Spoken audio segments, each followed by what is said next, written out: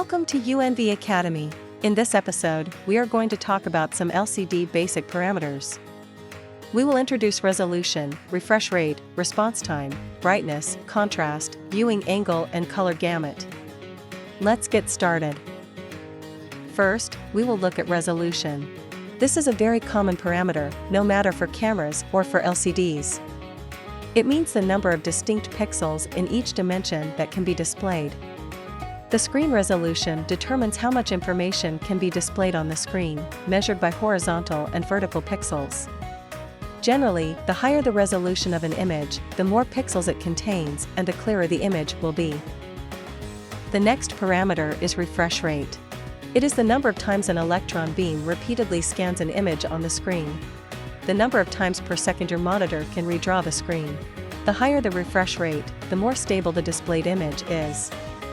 For example, 60 Hz means the screen is refreshed 60 times per second. Nowadays, high refresh rate screens are very popular. Even in mobile phone industry, 120 Hz has been applied. FPS, frame per second, is how many frames your device is producing or drawing, while the refresh rate is how many times the monitor is refreshing the image in the screen.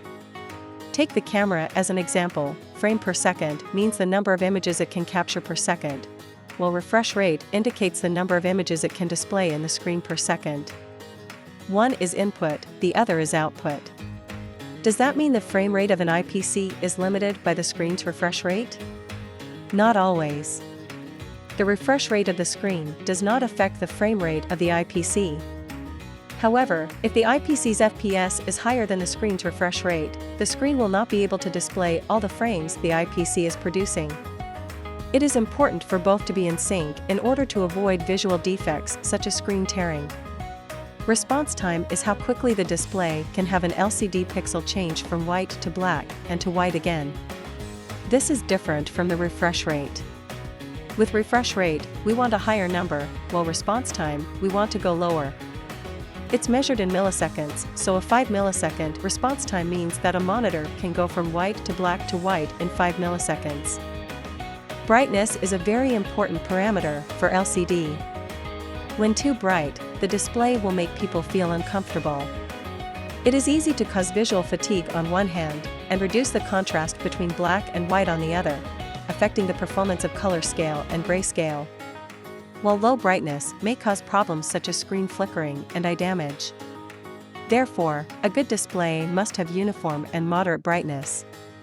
Then contrast. Contrast is the ratio of the brightness of the same point on the screen when it is the brightest and the darkest. The higher the contrast, the more details the display will show. Now let's move on to viewing angle. It refers to the angle at which users can clearly observe all content on the screen from different direction. Compared to other types of front panels, IPS panels have advantages in terms of viewing angle, which can be up to 180 degrees. Finally, here is color gamut. Color gamut describes a specific, measurable, and fixed range of possible colors and luminance values. There are different color standards, for example, sRGB, Adobe RGB, and NTSC. For a good monitor, the color performance should be at least 72% NTSC or 100% sRGB. For excellent monitor, at least 90% NTSC. That's all for today's learning. Hope this will be helpful to you. Thanks for your watching. See you next time.